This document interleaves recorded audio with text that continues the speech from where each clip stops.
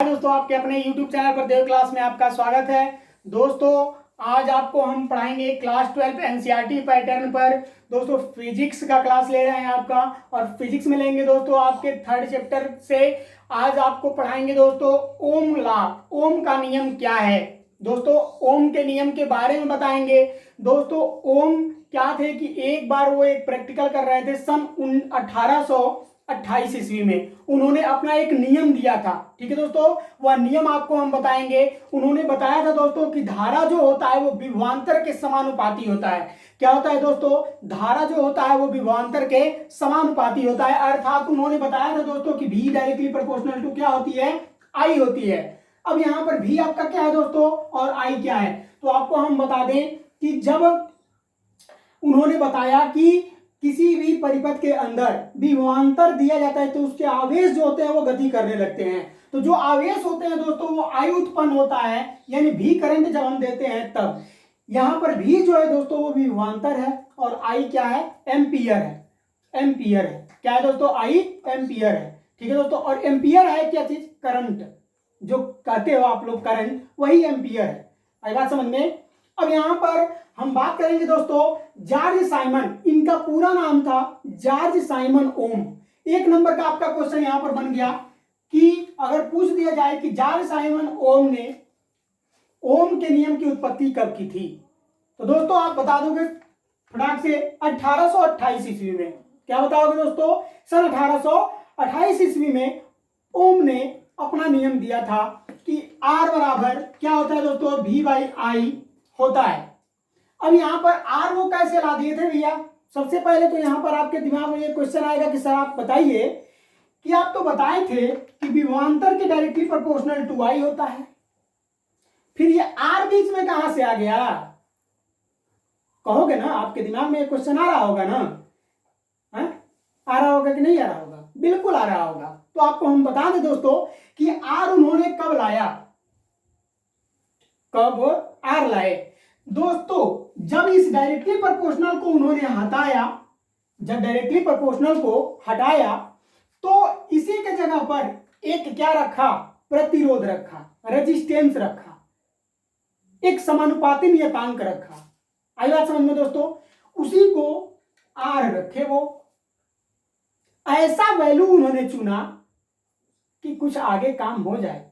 वो भी बहुत साते दिमाग के थे भैया, बहुत दिमाग लगाए थे वो।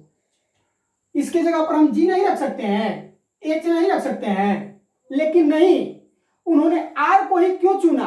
क्योंकि इसका प्रयोग आगे चलकर था। तो एक नियतांक के रूप में उन्होंने R मान लिया और इस भाई साहब को यहां से हटा दिए।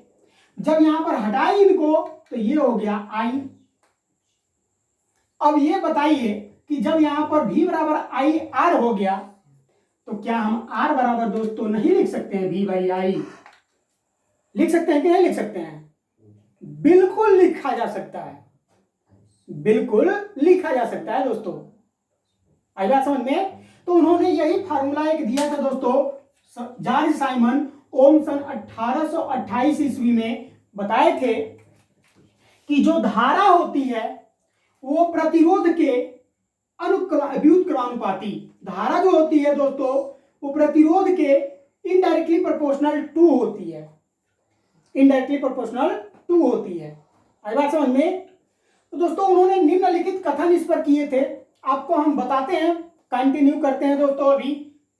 ये अभी टेलर था आपके लिए, ठीक है दोस्तों। अब आगे चलिए हम बताते हैं आपको, एक फिगर के माध्यम से बताएंगे।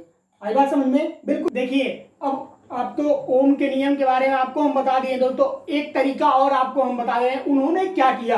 भैया देखो, वैज्ञानिक जो होते हैं वो हमेशा खुराफाती दिमाग लगाते रहते हैं, ठीक है।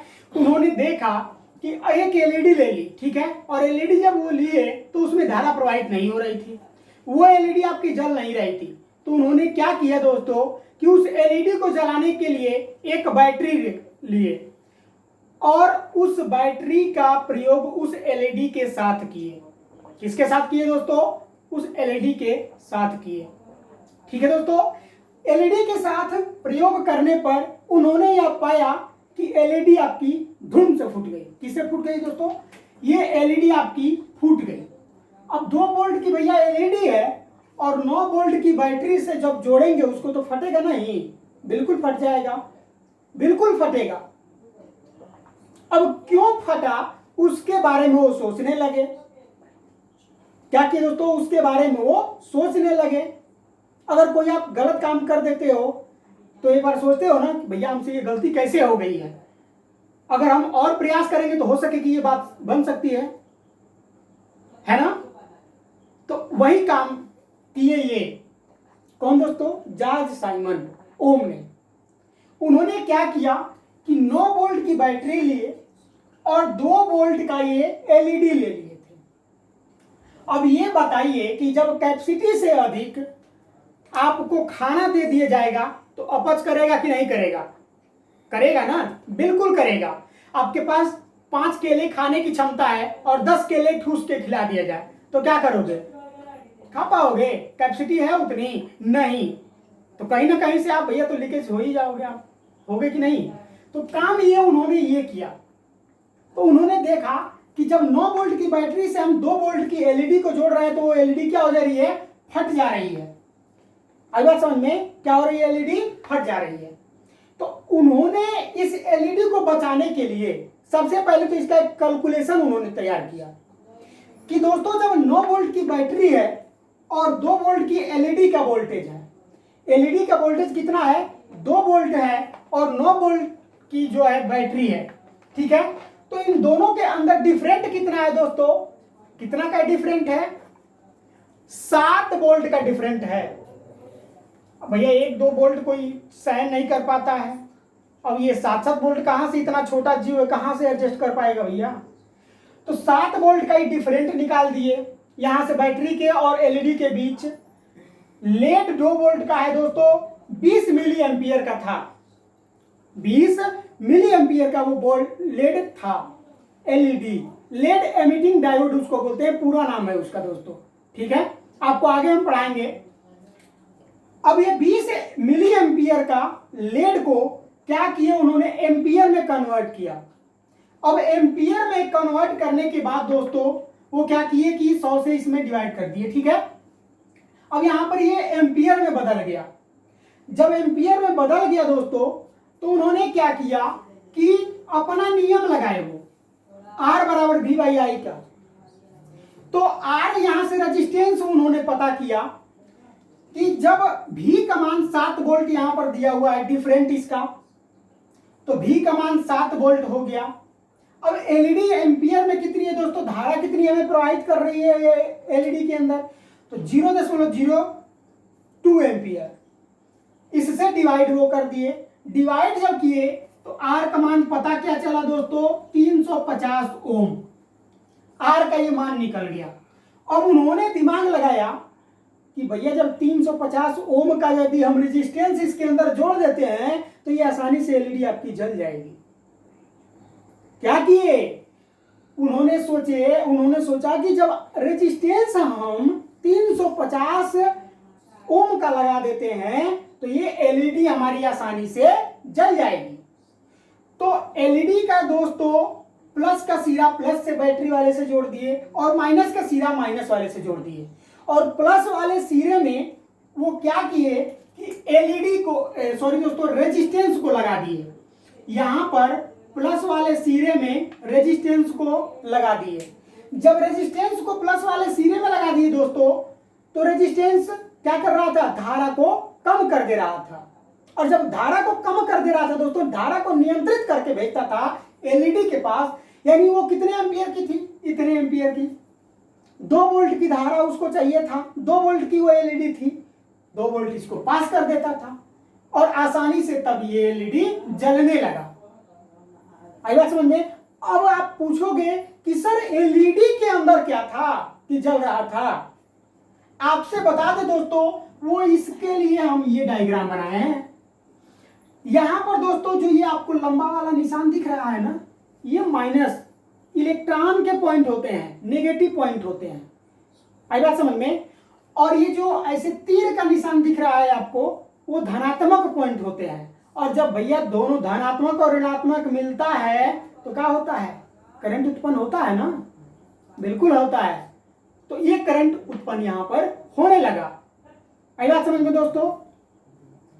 उन्होंने इतना काम किया था तब जाकर के इसको सेटिस्फाइड माने थे वो।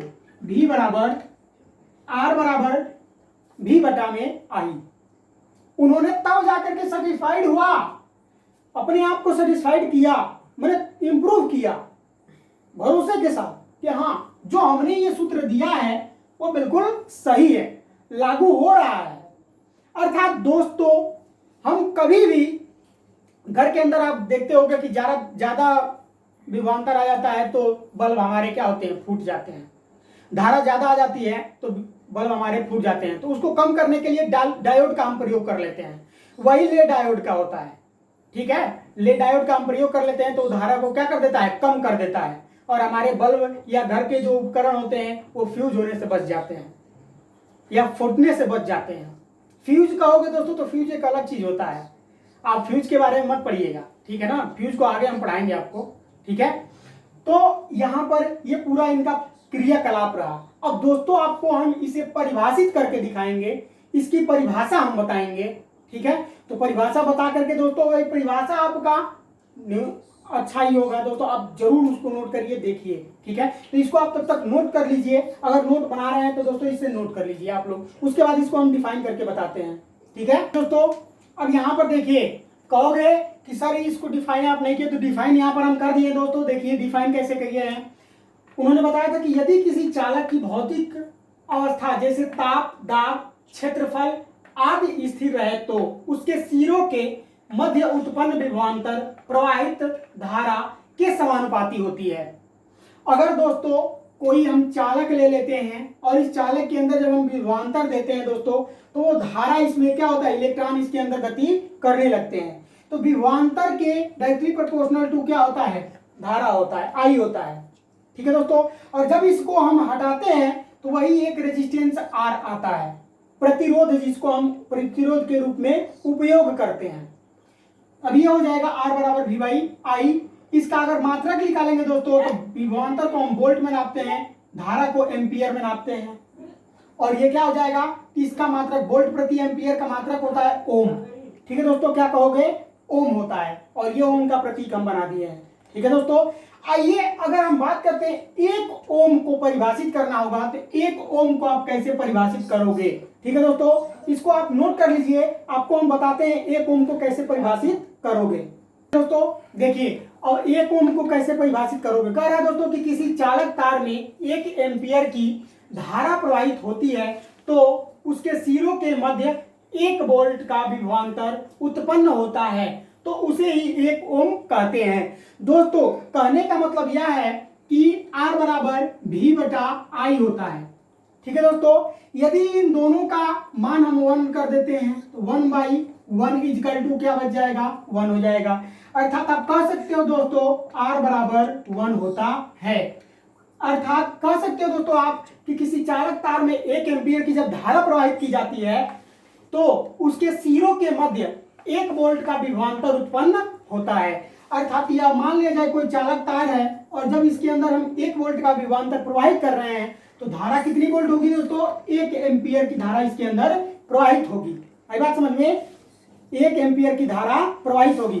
तो जब हम V बराबर और R बराबर क्या रखेंगे, सॉरी दोस्तों I बराबर 1 रखेंगे तो R का मान हमारा क्या निकल जाएगा, 1 निकल जाएगा, अर्थात R बराबर 1 हो जाएगा।